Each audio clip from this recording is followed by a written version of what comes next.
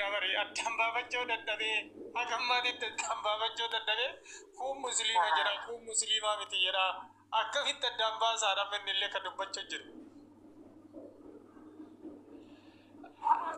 Namni addaan baafamuu ka addaan baafachuu qaba dirqama addaan baafachuu qaba waan kanarratti haasa'uun dura addaan baafachuu barbaachisaadha.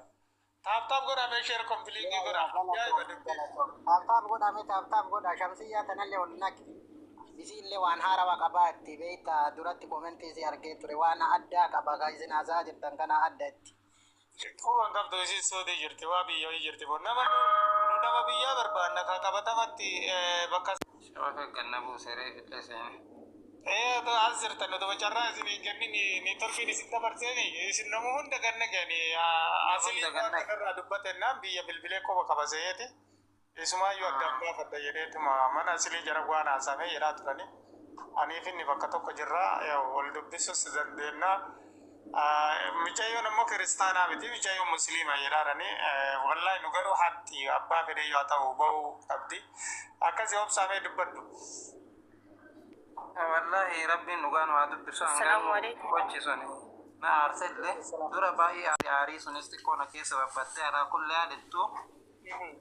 Dubbiin namtichi akkatti isii tumu kun waa lama of keessaa qabdi. Inni waan fedhellee haa taatu yeroo namni amantiitti hin deemina yeroo sanii tokkoffaa dubartummaa ta'uuf namni akkatti tumamullee nama aarsaa dubartiin yoo dhugaan isiin kiristaanallee taate kaattollee taate seeratti dhiyeessuudha malee ammallee immoo osoo dhugaa dubbachuuf taate osoo intallee tun nama surreen deemu taate akkatti tumamta dhugaa rabbiiseetti. Waalaikum salaam warahmatullahi wabarakatuh. Maayikii qabadhaa namni ol seentan dabaree isinii kennina inshallah. Itti fufi. Osoo dhugaa nama durriyyee fakkeen nikaaba kan irratti argu baataate akka intala takkaatti surreen waan deemtaate ilaalcha akkana irratti hin dalagu. Abbaan maal isii tumu kunu. Maaliif wanni kun an dura hedduu aarii wallahi mataan kun na dhukkube jibbaa islaamummaa mul'isa. Ani dura muslima isiisee akka jedhatti yeroo ammallee isiin muslimallee yoo taate moofeetellee yoo taate intalli takka akkatti tumamuun isii Waalaikum salaam warahmatullahi maayikii qabadhaa bakka nagaan dhuftanii mee maayikii qabadhaa warra ol seentanii inshallah dabaree isinii kennaa warra ol seenee dabaree isinii kennaa maayikii qabadhaa. Laafoo mareessa seddiisaa miti barsiisaa ta'u. Laafoo barsiisaa ta'u. Namni kun maayikii qabadha akkasii dura iddoo aarii ture karaa ajandaa malleef ta'uu mala. Yaa guutuu ani ka arge guyyaa guutuu yoon agarree magriibuma kana booddee arge maalidha yoo jettee seeni kiristaanallee yoo taate amantii namaatiin taphachuun hin barbaachisu. Amantiin waa mara caalte amantiin namaa lubbuu namaati. Maaliif amantiin qalbii miti abbaa amantii ofii beekutti jechuudha. Yoo namni kiristaanallee as jiraate kunuu barnoota namaa ta'a. Uffata nikaaba uffatanii kiristaana ta'anii waan akkanillee dalaguun irraa hin eegamu nama kamiyyuu. Sanuu isiinuu dalaydee eegisiin dalaydee kaateettiin jette mootu namni mukaan biyya seetti jirtutti haga san seerrillee hojiirrallee ooluu baatu Itoophiyaa keessatti hima jira haga tokko. Akkatti tumamee akkatti lafatti gadi bu'amuun isallee ilaalcha biraati. Rabbiin akkaataa hundaa yeroo humnaa jedhu ani yaada guddallee hin qabu. Baay'ee tokko na dhagahame akka mataa kiyyaatitti. Akkaataa hundaa yeroo Taaptaap godhaa sheer kompiiliingii godhaa sheer kompiiliingii godhaa poolisiin akkanatti maaliif nama tumaa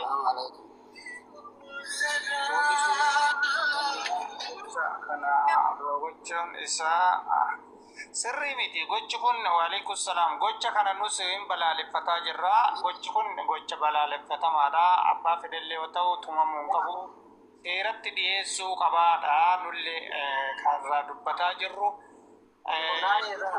Isillee raawwatte seeratti dhiyaachuu qabdi. Oduu seeratti dhiyeeffameen abbaa fedhe yoo ta'e mirgi namummaa isaa yoo akkana akka tumamu ta'e irraa mulqame jedhama. Ibsa. Dhugaadha waa hundinuu taateen nama taati. Laakiin hedduu nama gaddisiisa beekee islaamaas haa ta'u kiristaanaas haa ta'u isaan lamaan bira kutiifi Oromoo fi yookaan Amaara yookaan Tigiree yookaan saba fedhee haa ta'u maaliif seete waraanni tokko qaama nageenyaa ta'ee nama dhalaadhaa uleedhaan tumuun yookaan sakatta'uus hin danda'u. Nama dhalaa yookaan galma gartee silaa qaama nageenyaa ta'ee akka dhalaatu sakatta'uu fi isaanillee seera jala oolchuu danda'a. Laakiin ammoo dhiira ta'ee akkanatti tumuun kun waan gocha hamaadha. Waan hedduu nama laaleessu osoo waan feetee isin balleessitelleedha. Waan garaa nama nyaatu beekte. Gocha sirrii miti gocha tumamullee hin qabne gochi kuni akka dubartiin takka mirga qabdi mirga namummaa isii kanarraa mulqee jennee dubbataa turre nu hattuufisoo taate seeratti dhiyeessuu qaba. Gochi akkanaa kun amma fakkeenya isin dura eessatti mul'ataa ture yoo kan yaadattan ta'e Shaashamannetti mul'ataa ture. Shaashamannee keessatti mul'ataa ture. Shaashamannee keessatti ijaaba uffatanii nama waraanuu, nama fixuu, nama gowwoomsuu wanti akkanaa kun raawwatamas ni tureera. Shaashamannee keessatti hawaasni yeroo gabbayee balaaleffatu faallee argaa turre. Amma fakkeenya yoo gocha akkasiillee ka ta'u taate dubartii tana seeratti qabanii seeratti dhiyeessuutu barbaachisaadha malee tumamuu hin qabduudha. Dullee kan jiru. Sun akkasuma sirriidha.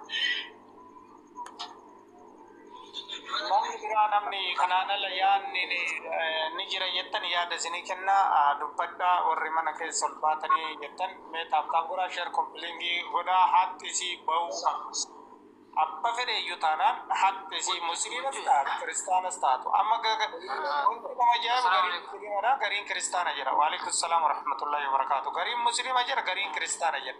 Haya akkamitti adda baafachuu danda'ama? Ila abdii galatoomi namni amma dubbachuu barbaadan kunis dubbadhaa jarraa namaa qabuufi miti. Ustaaz Saidillee waan kanarraa dubbatanii jedhamee Ustaaz Saidoo akkamirraa dubbatan namni quba qabdan isaan maal dubbatan waan san hin dhageeffanne.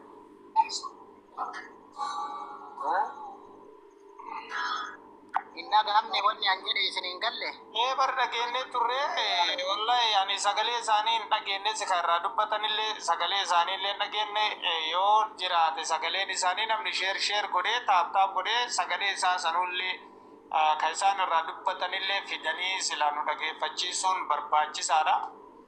Akkanumaan nama tumulleen hin taatu beektaniire yaadiiroo namni keenya kun waa hubannee deemuu qabnaa oduu waan hin hubatin hin jarjaraa namni keenya du'aadhaan jedhaa jira. Mucayyuun nama amantaa biraa qabdii jedhanii namni hedduu koomentii akkasii kennaa ture. Amma nama mana asiliititti nama kuma tokkoo fi wayitii irratti asiliin biyyaa bilbilee nama kanii duraa isii qabee viidiyoo waraabee bilbilee gaafatee isiin musliimaa jechuutti jira nama. Kanaafuu ragaan quubsaan hanga ammaatitti hin argamne jechaadha. Namni martinu kun musliima jedha kun kiristaana jedha kun akkasii.